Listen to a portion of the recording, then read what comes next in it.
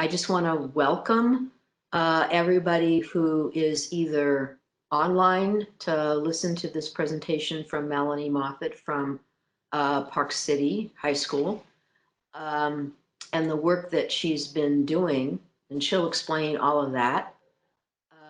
Everything will be posted on the playlist, and this is recorded, and it will be sent out to everybody on not only the people who have subscribed, but to everybody on the ALS, Alternative Language Services list throughout the state, encouraging people to subscribe to our playlist.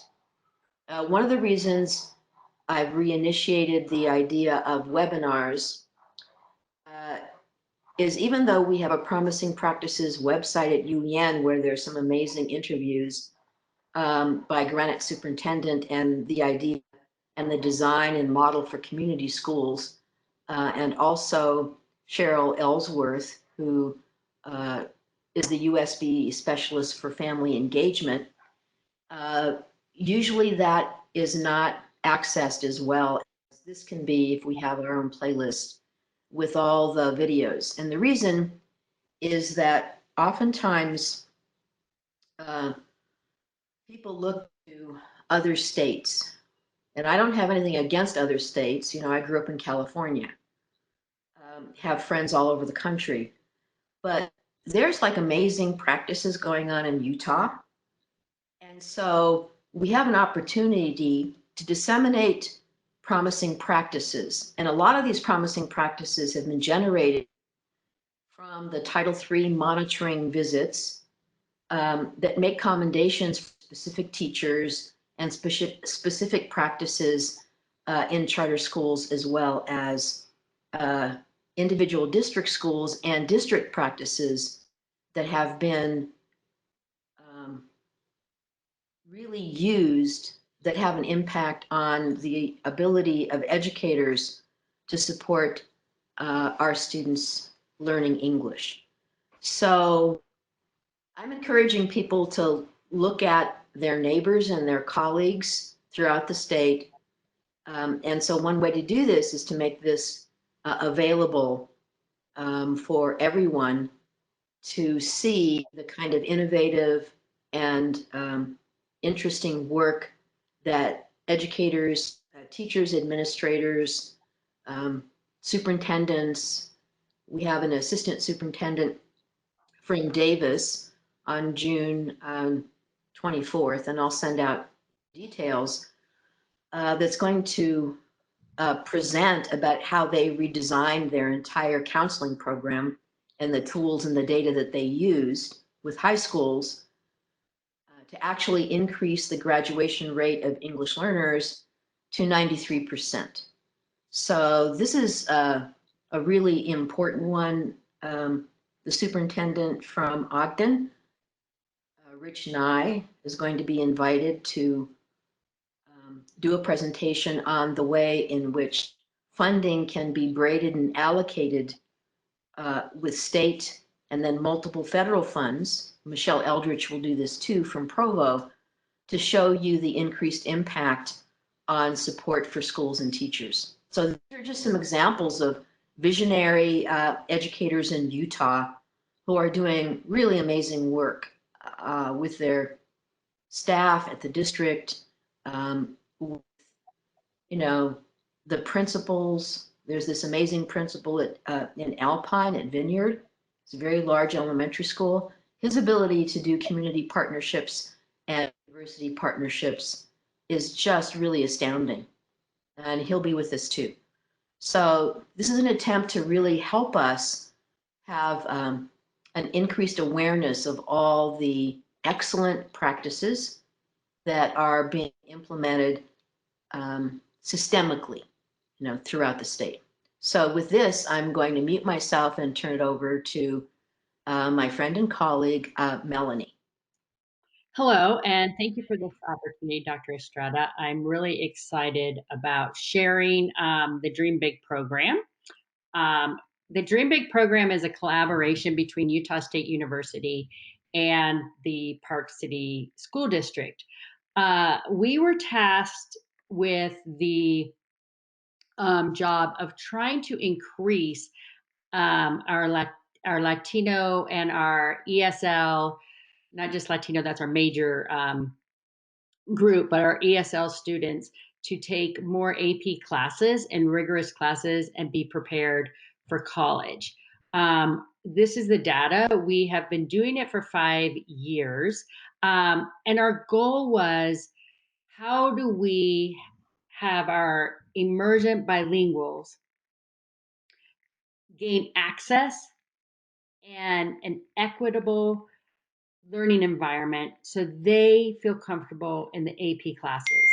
So here's a list of what our goal was: to increase scores, increase AP class participation, increase participation in STEM.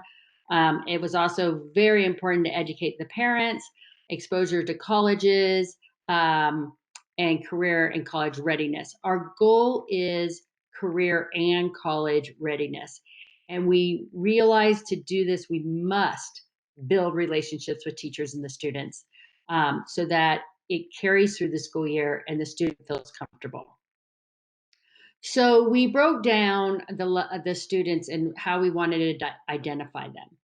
And we decided that level one would be 80% of the students are students who have good attendance, they have teacher recommendations, and they are ready to take AP classes with support. And most of the support is in academic language. Level two's goal was to raise the academic language of any student read a level 1 through 4. And our goal is, over the summer, to prepare them for their classes so that they have the academic language for the content that's going to be taught in the classes for the upcoming year. And then the third category is at risk students. And we really wanted to keep this small so that we're changing the mindset of the at risk student. We do between 10 and 15% of the students are at risk. We found that if we had too many at risk students, they just feed off of each other. And this way, we're raising the bar for them, and we want them to see what it's like to be a successful student. So the first year we did the program, Content Link was a class that linked with all the students' core classes. They would come in and get support. And as you can see, I realized that we did not have kids in college prep classes, AP classes, and I wanted to increase that. So we went to Utah State and they gave us a grant to start the Dream Big program. So in the summer, the kids dedicate themselves to a month of the summer from 9 to 1, Monday through Thursday, where we give them the academic language, we give them the content, the reading comprehension, and we pre teach what they're going to learn the next year. So as you see, the first year we had, you can see our percents, 36 and percent in concurrent enrollment English, 50% AP courses. And as you can see, as we move along, you look at our fourth year, and we have every single kid taking 10-10 math or above. Um, and as you can see, 52% were in 10-50, 10-60. That was a huge goal for us because we were having a lot of our students enter SLIC, Utah State, the University of Utah, and have to take remedial classes before they could take their actual math classes for credit or their English credit classes for credit. And then the dropout rate in college obviously became higher. So this was a huge improvement from the years before. Then, of course, with that access to rigorous classes, you can see that the ACT scores on average went up from a 14 to a 21, which is really close to the state average, actually a little bit above, I believe. So you can see that it slowly rose through the years. Then I broke down, okay, we have LIA students. This is very anecdotal. You can read through it. It just gives you a better idea of how we came up with the stats, what problems we had. And this is this guides you through Latinos in action scores compared to um, the students in, we're calling it cohort now, academic cohort, but content link. Then what is most impressive, I feel, is right now we have an average of 82% of our third year kids still in college. You have some anecdotal side notes. Some kids got married, some kids moved from their 2 year college to a 4 year college. Our first year, two of the kids I'm most proud of were at risk kids, and they have, both of them have now graduated from Snow and attending UVU. And that's a huge success. Now, we did have two other at risk students that dropped out, and that will happen. Um, we, the next year, didn't have as big a group, but we still had great success here where we had the majority of our students going to college, and now they're in their second year. And then our third year, we had 91% going to college. And right now, even through COVID, they are reporting that they plan to go back the second year. So, what did we do to get this success? Well, one, we had to figure out the demographics of our students. And one demographic was the majority of the parents did not finish elementary school. So these students were not exposed to academic language in their first language. So we realized we really had to educate the parents on what college looked like. We had to educate the children. And by doing this, we do campus visits. We educate the parents about living on campus. Many of the many cultures around the world do not have their college students living on campus, so we expose them to that. Also, what we found was when we did these college visits, this was the first time our students ever stepped foot on a college campus. Our goal as Park City School District is for our students to visit every college in Utah by their senior year. So we rotate the colleges from sophomore to senior year. And we try to hit all the diversity days. Very exciting is that we had four students that graduated from Dream Big. They are putting themselves through college, yet they found the funds and wanted to give a scholarship to a senior. And they made their own scholarship application and they were able to raise $500. And I'm most impressed by this because it showed how much they really cared about the program and how it helped them. This is anecdotal of two students that I'll give you time to read through it that went to um, Snow College. I got their permission to share this. And I think this just shows how much this program has changed their lives and how much they acknowledge what the Dream Big program did for them. This is a collaboration, goes through basic facts about what we do, how long it takes, etc. Um, Now, I have added a COVID dismissal edition. And what is this is a way to try to address the issue of our most at-risk students being unable to access the quality education that they need. My or ESL partner and I, we really feel strongly that our students have not been able to have that same exposure to academic language, conversation, that they desperately need to build their English skills. So we came up with a plan, speaking with people from the county health departments, of what would be the best way to have kids have face-to-face education while maintaining social distance and protecting the students and considering their safety. So these are our steps for our precautions. The next step was, why do we want to do this? And how are we going to address this issue?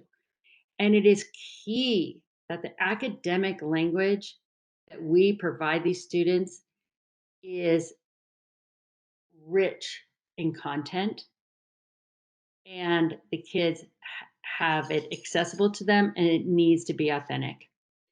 They need to have the context of what they're talking about clearly um, delivered to them.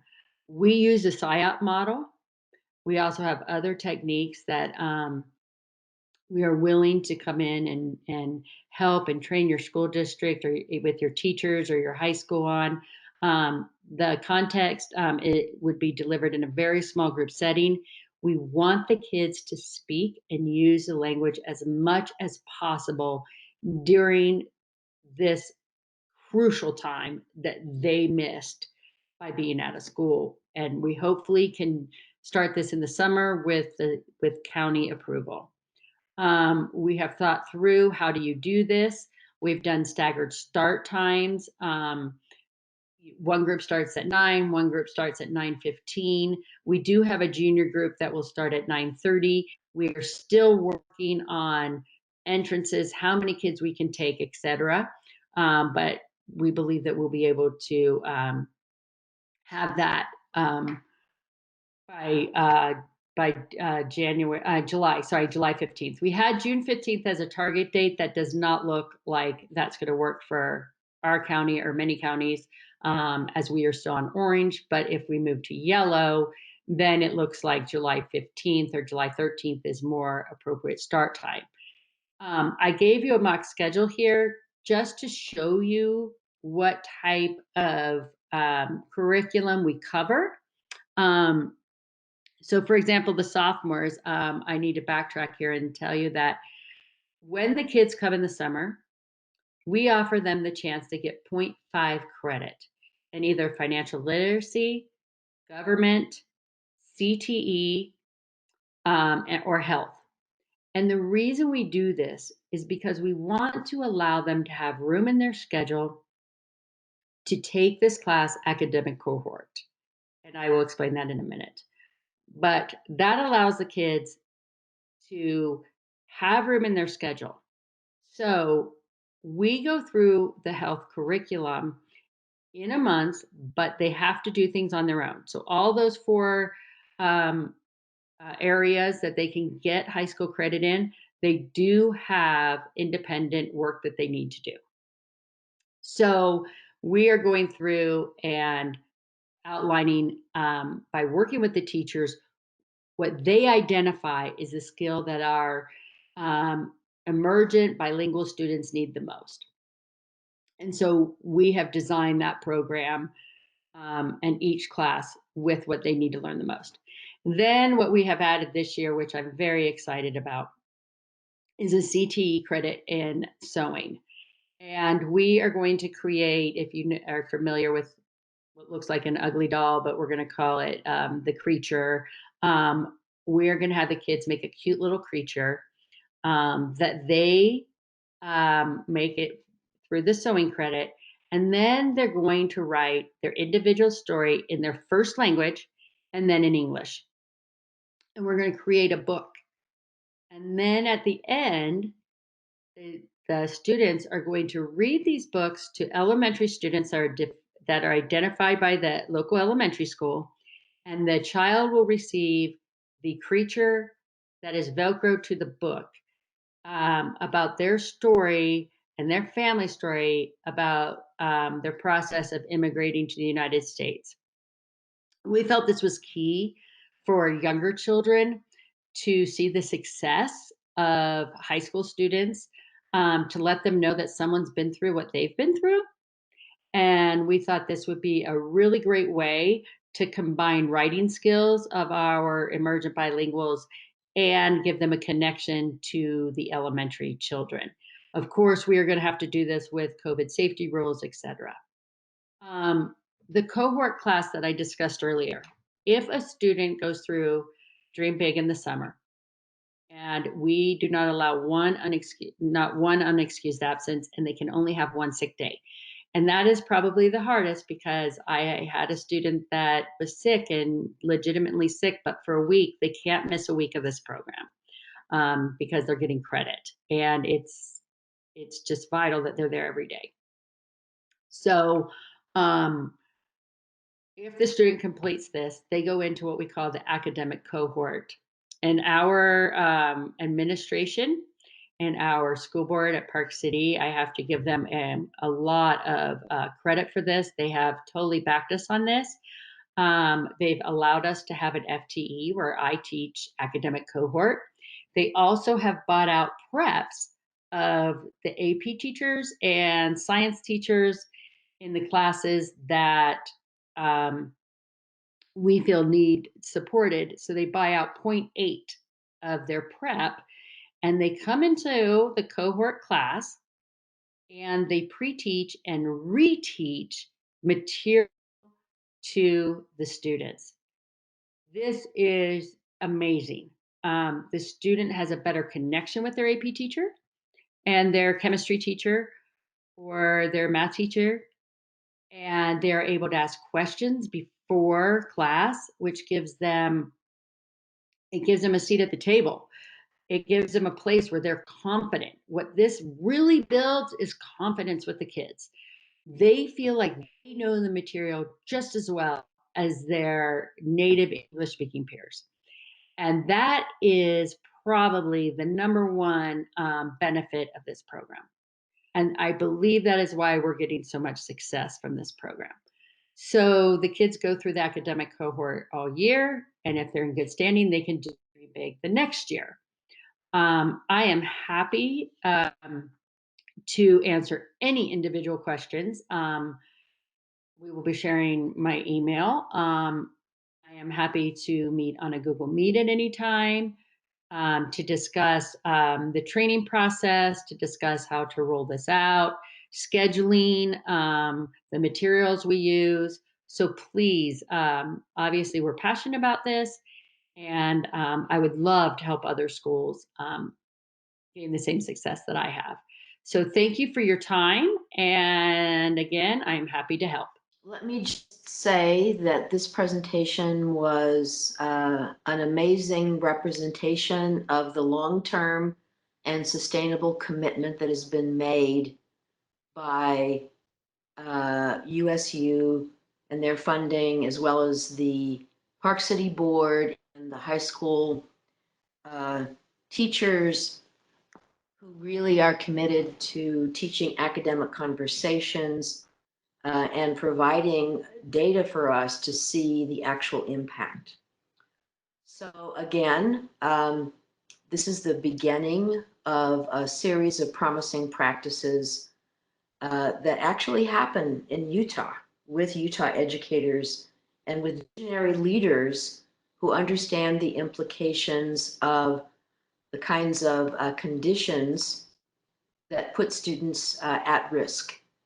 And so, you know, it's really about the adults working in a collaborative way that's innovative as well as nimble to adjust the way in which resources are aligned and allocated to ensure increased student success and confidence as a learner. And so this has a huge impact on families, as you can tell by what Melanie has described. Um, and I think the biggest thing is that remote learning and COVID has actually been a very clear indicator of how often um, families from diverse backgrounds end up being um, disadvantaged in relationship to the way we always have done things. So the reason I'm presenting this is, again, just so you understand the purposes, is that we can look to visionary leaders and advocates who design programs that actually have impact and are using resources in an effective way to evaluate the programs that they're providing and support that they're providing in a really nimble way. So I want to thank Melanie specifically for her adaptation for COVID. She's thought this out in a very clear way to understand the resources related to creating different conditions for students who are most disenfranchised, with high expectations and the belief that each individual student has the capacity to achieve great things and dream big. So this will be posted. I'm going to send out the playlist again with the tentative times and the topics, and I'll give it to our host, Alex, and he'll also make sure that you all have access to it. So thank you so much. Melanie, we'll kind of sign off, and then you and I will have a chat. So I just want to thank you again, and I appreciate everything that educators in Utah are doing for our students.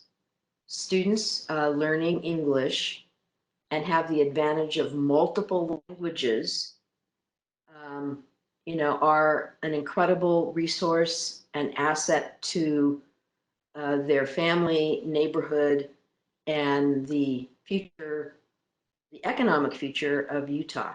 So, this is a great opportunity. So thank you so much.